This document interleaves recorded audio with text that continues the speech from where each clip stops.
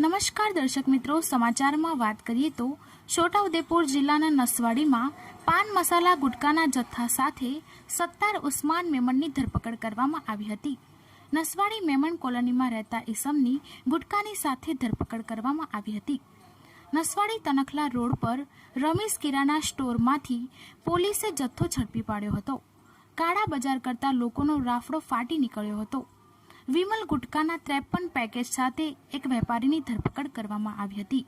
પશુ આહાર માલ વાહન સાધનોમાં ઘુસાડતો ગુટકાનો જથ્થો ઝડપી પાડ્યો હતો.